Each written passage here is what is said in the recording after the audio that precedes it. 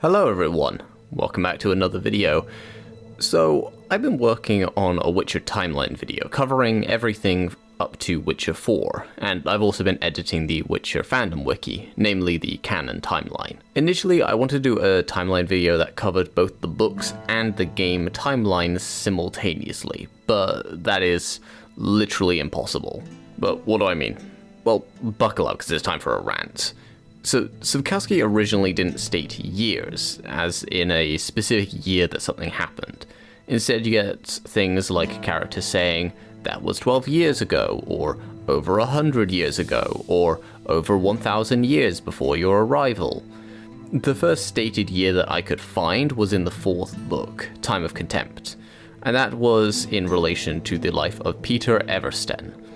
His birth year, 1234. According to the wiki, later editions would change this to 1220, but my hardback edition book is from 2023 and it still says 1234.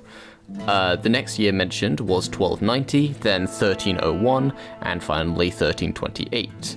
As far as I could tell, the main year of the book's setting, 1267, is never mentioned in the books directly and seems to be calculated from the line, Ithlina predicted the Northern Wars 1239 to 1268, and that the books conclude with the war ending in the spring. People calculated backwards to get the rest of the book's timeline. I might be wrong about this though, I'm still working my way back through the books, so maybe I've missed an explicit mention. In more recent years, Caaalek has become more comfortable actually listing the years explicitly and more frequently, as seen with Season of Storms and Crossroads of Ravens.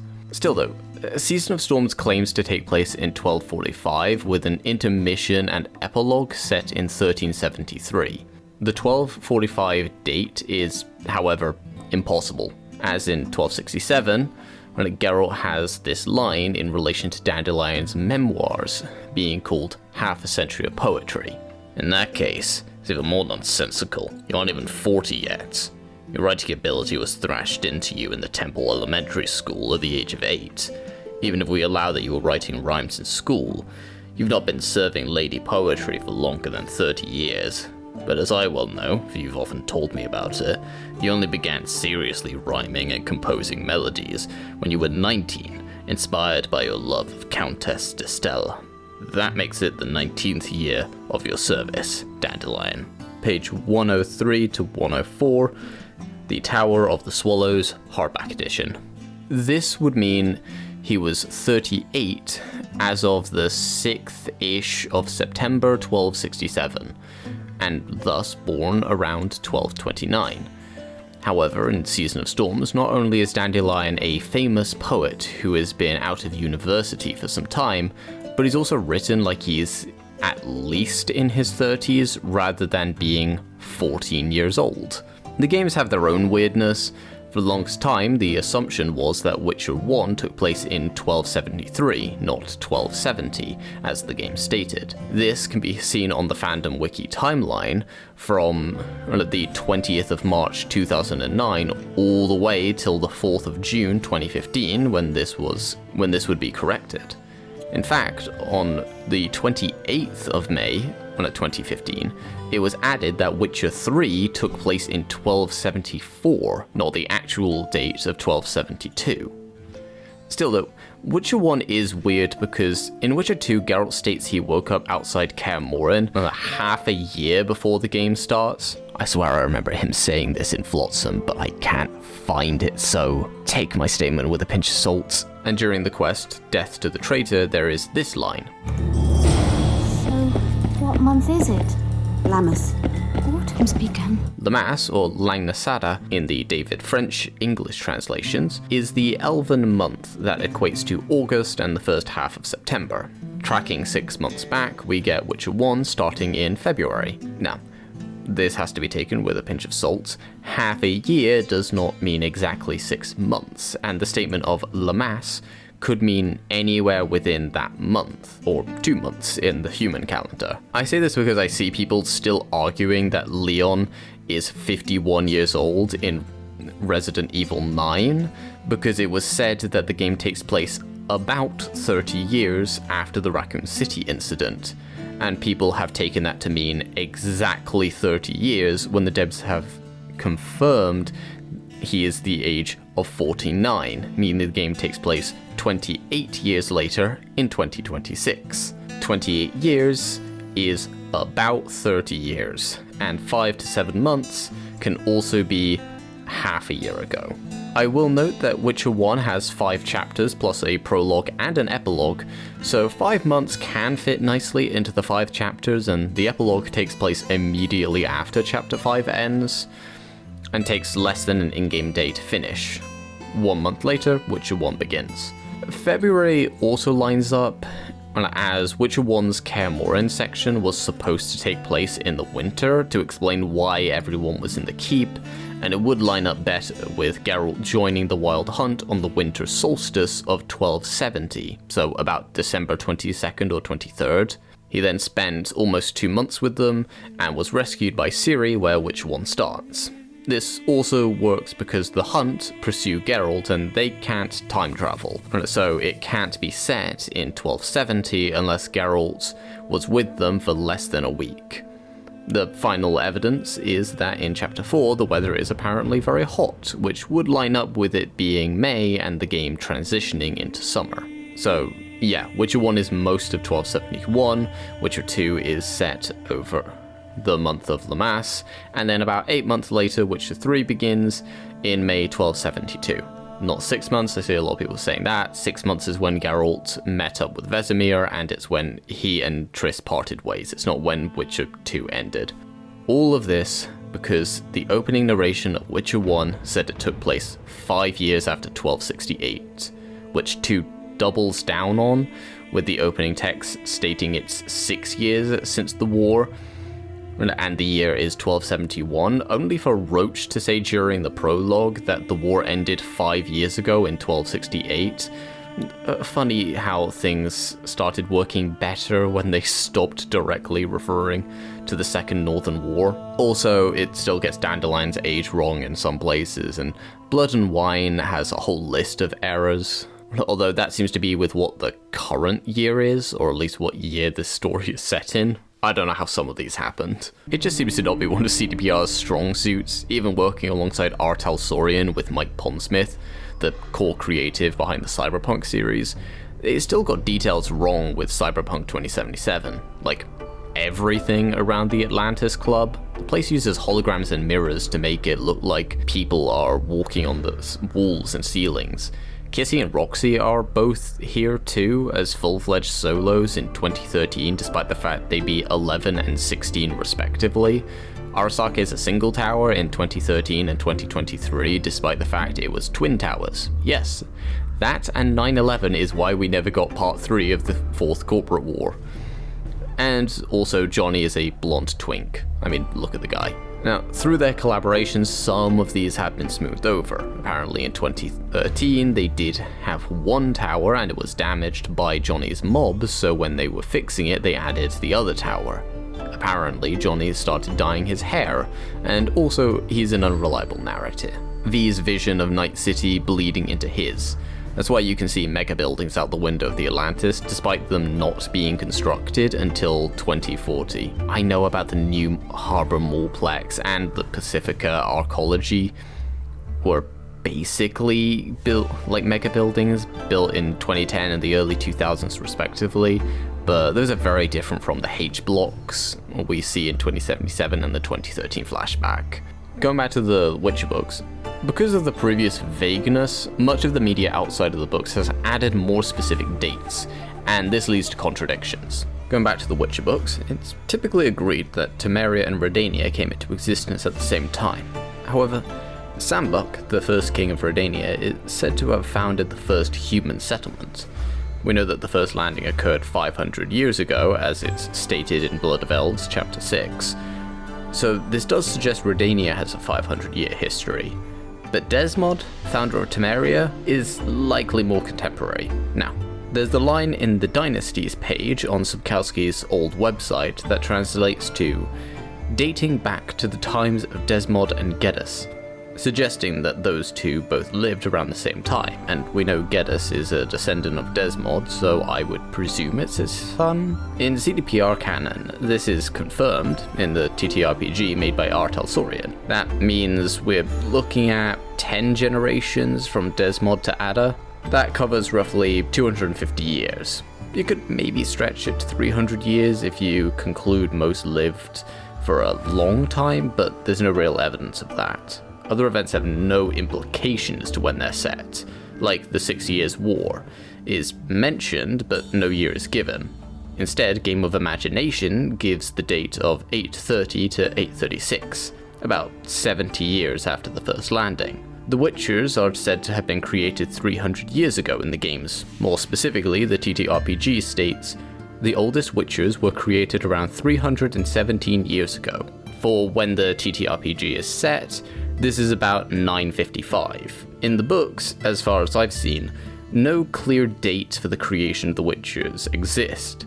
In part 2 of the short story The Witcher, there's the line, 20 years ago, who would have thought, even in a drunken stupor, that such a profession as a Witcher would exist, suggesting Witchers were created at some point after 1223. We know from Crossroads of Ravens this is untrue, as King Dagri's titular edicts of 1150 make mention of Witchers being exempt from the jurisdiction of local power in Kedwin.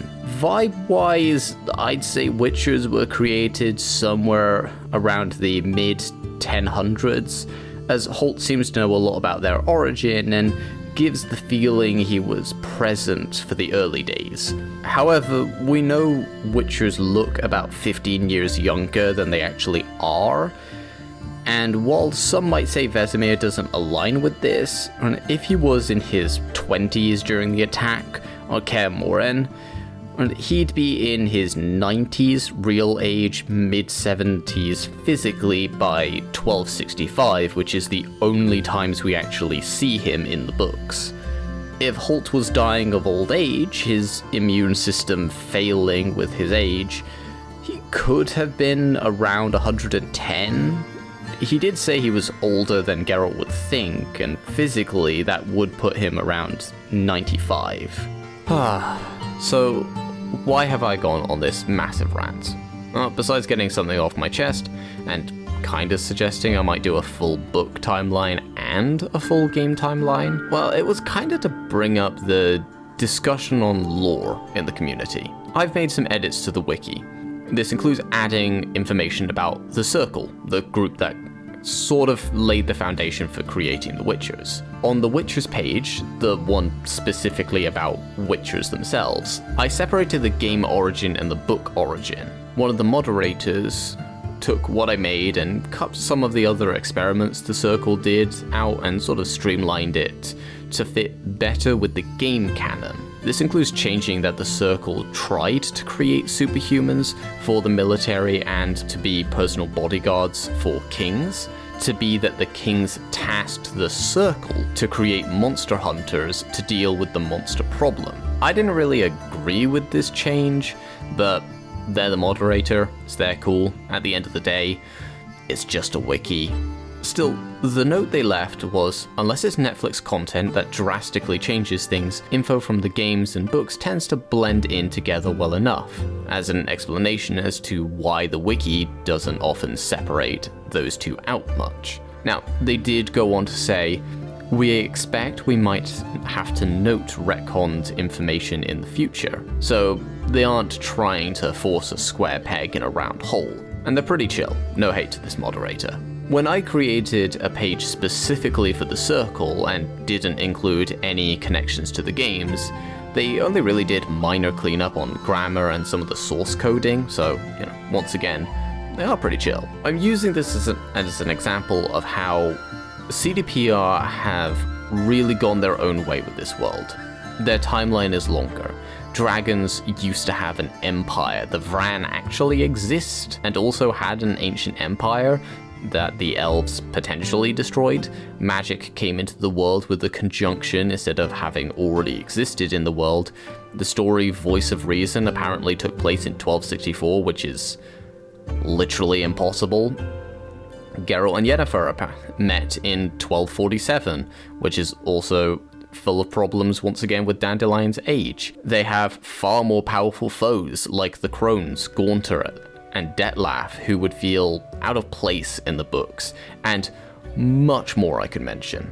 Honestly, I want CDPR to do their own thing more. It may not fit super well with the books, but they do what they do well most of the time. So I'd be fine if they treat the books more so as like a guideline than something they must adhere to. Would I like to see some more book elements get incorporated? Yeah. Magic wands, flying broomsticks, the confidence to call sorcerers, sorceresses, and mages, wizards, enchantresses, and magicians. Those things would be nice. I've always liked how the books felt more high fantasy, but treated it like low fantasy. The games don't do that as much. They also mythologize the Witchers a lot more than what the books do. The books are almost, especially more recently, focused on demystifying the Witchers. Also, did you know that in the early books, Witchers are considered sorcerers? They also get called warlocks on some occasions, not the D&D kind, the male witch kind. Despite how different these continuities are though, the community tends to lean more towards the games. I've seen people get bitter over the new lore added by Crossroads of Ravens and consider it as Sapkowski trying to ruin the game lore, or that he's jealous of the existence of the Witcher schools, as if they haven't been a thing in adaptations since at least Hexer. I think everyone needs to look at the lore, both that the games do and that the books do, and consider what it adds, not if it is just a retcon. Does it lead to more interesting moments, cool developments? Does it complement the story, characters, tone, or setting? Does it hinder it? Netflix Witcher isn't bad just because it retcons things. It's bad because it doesn't do anything interesting with those changes. In the short story The Witcher, it's stated that not even 30 years ago would someone have believed that such a thing as a Witcher would exist, implying that Witchers in that short story are relatively new. This obviously isn't the case. Even when Geralt was young, this wouldn't line up, and we know that this story has to take place at some point at the very least after 1253. So this is decades and decades after Witchers had been created. At the bare minimum, you could say it's maybe been like 70 years, 80 years, but this line doesn't make sense.